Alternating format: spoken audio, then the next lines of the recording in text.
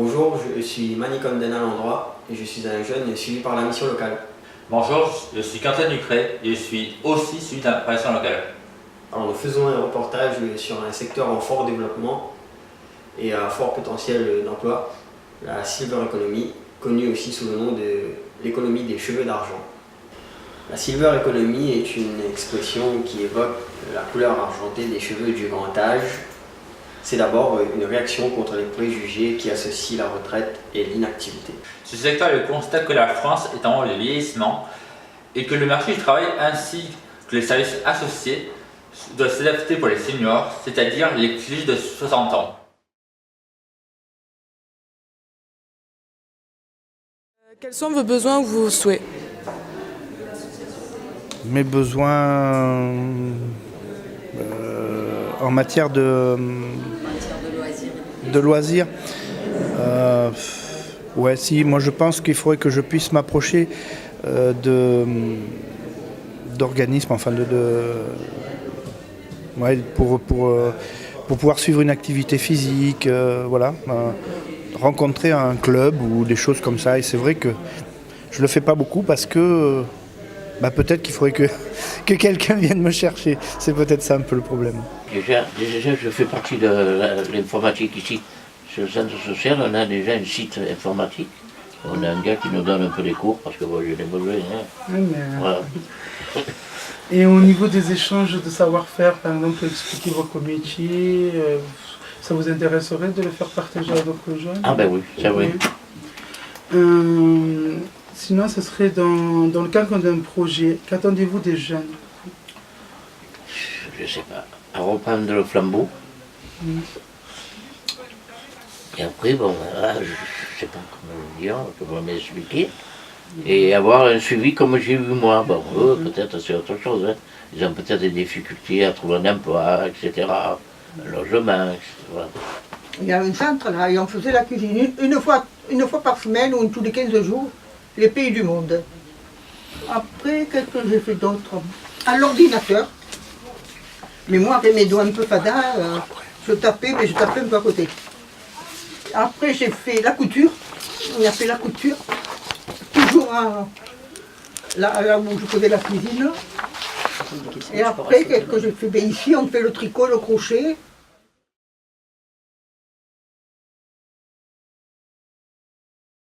Ou alors, oui, parce que je vois pas, non, c'est pas, ça va.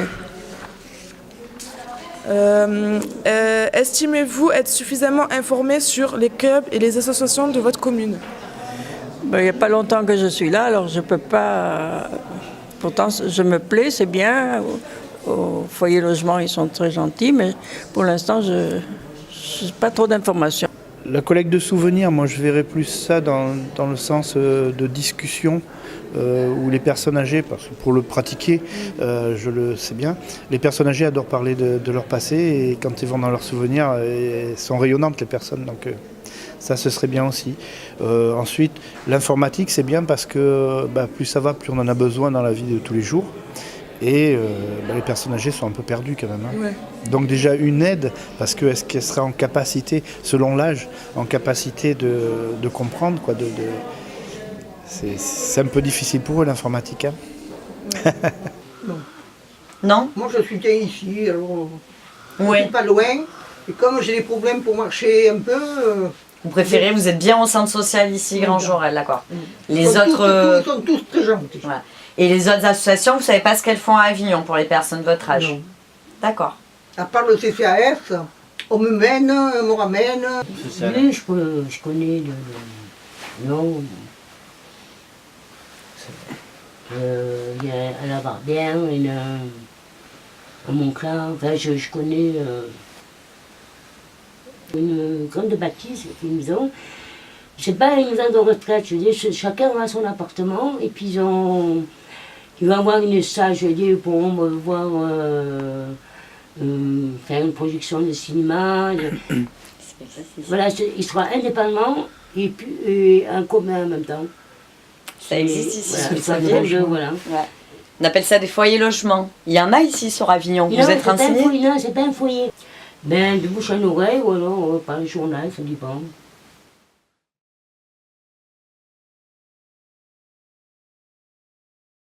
Aide à la personne. Je vois, moi, je vois avec ça. mon fils. Bon, ma fille, ça va, bon, elle est en CDI, bon. La chance, moi, j'ai deux enfants, je sais qu'ils m'ont parlé que plus tard, eh ben, il faudra attention qu'ils embaucheront pour s'occuper de moi. C'est eux qui vont s'occuper de nous. Et la solidarité, elle est où? C'est pourquoi les métiers de l'économie sociale et solidaire sont en voie de développement et offrent de nouvelles perspectives d'emploi. Plus précisément, sont concernés les secteurs d'activité de l'aide à la personne, de l'animation et de la domotique.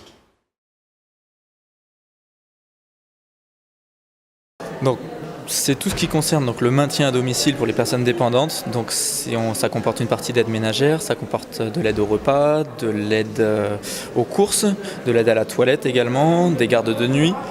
C'est vraiment tout ce qui concerne la dépendance pour permettre aux personnes de rester chez elles le plus longtemps possible. Tout ce qui est auxiliaire de vie, donc pour les personnes âgées, notamment donc pour faire un peu de ménage, d'aide aux courses, aide aux repas, accompagnement dans les différentes sorties. Et puis après on a également donc, des auxiliaires de puère pour faire de la garde d'enfants, voilà, garde d'enfants à domicile des parents. Moi je travaille avec des électriciens, avec des plombiers, avec des chauffagistes, avec des menuisiers. Parce que comme la domotique, ça a trait à tout ce qui est autour de l'électricité. Donc, premièrement c'est l'éclairage, mais après c'est tout ce qui est aussi gestion des volets, des brise-soleil, gestion de la vidéosurveillance, du chauffage, de la climatisation, de l'alarme. Donc en fait, je travaille avec différents corps d'État et en fait je fais le lien entre tous ces corps d'État pour en mettre en place mon système de vie. Vous travaillez en partenariat avec... Donc je travaille en partenariat avec des électriciens, des plombiers.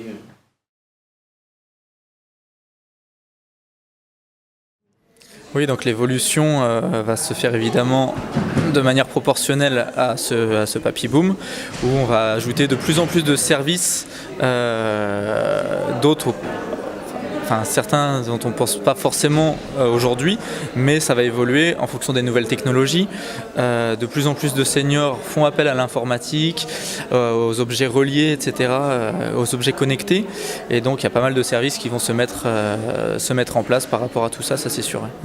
Pour ce qui est des innovations aujourd'hui, il y a des innovations qui sortent tous les jours, toutes les semaines, tous les mois. Il faut toujours être au courant de ce qui se passe. J'étais à Amsterdam là, pendant 2 jours justement sur un salon pour voir les nouveaux produits qu'il y avait dans le domaine principalement là j'y étais pour l'audio-vidéo. Et je vois que par rapport à l'année dernière, il y a encore eu des évolutions mais phénoménales. Il faut toujours être au courant, il faut toujours se chercher ce qu'il y a, quelles sont les nouveautés, qu'est-ce qui est intéressant. Et puis après dans tout ce qui est robotique aussi, maintenant on commence à y venir, et alors ça arrive à très grands pas. Et surtout dans le cadre de la silver economy, demain il pourrait y avoir des petits robots qui vont aider la grand-mère qui a du mal à se déplacer chez elle.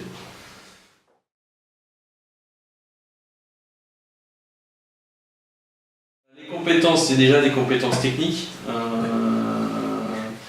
Compétences techniques, mais aussi des compétences manuelles, parce que la technique c'est beau, c'est bien. Moi je suis un très bon technicien, je ne suis pas forcément un bon technicien sur le chantier pour monter les prises, monter les systèmes.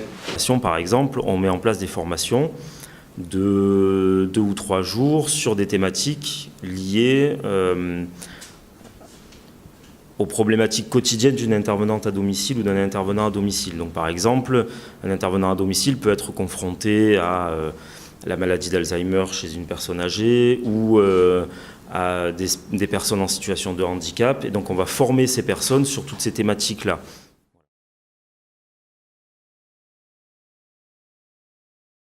On a fait une étude sur nos adhérents et on s'est rendu compte que dans les 2-3 ans à venir, il va y avoir sur le département de Vaucluse à peu près 400 recrutements, 400 créations de postes. Parce que, comme je le disais tout à l'heure, il y a un vieillissement de la population, il y a des besoins qui sont de plus en plus importants. Et donc oui, forcément, ça nécessite des recrutements. Et puis, il y a aussi un autre phénomène, c'est que les aides à domicile qui sont déjà en poste sont des aides à domicile qui commencent à être sur ce qu'on appelle une pyramide des âges un peu élevée, c'est-à-dire qu'elles sont un peu vieillissantes, elles sont proches de la retraite, donc il va y avoir une vague de départ à la retraite assez importante dans les 2-3 prochaines années, donc des créations d'emplois assez importantes à prévoir. Alors pas pour l'instant parce qu'on vient juste de créer un service qui s'appelle Solibus et qui est un service d'accompagnement culturel auprès des personnes âgées. Voilà, donc c'est un service qu'on a un peu créé parce qu'on a eu beaucoup de demandes de personnes âgées qui avaient des problèmes de déplacement et on ne pouvait pas y répondre parce que c'est pas notre secteur, c'est pas on n'est pas payé pour ça, on n'est pas financé pour ça. Et donc on a réfléchi à proposer une mobilité aux personnes âgées, mais avec un service supplémentaire qui est un accompagnement culturel, c'est-à-dire donner aux gens, proposer aux gens des activités collectivement, donc lutter contre l'isolement des personnes. On a créé un poste.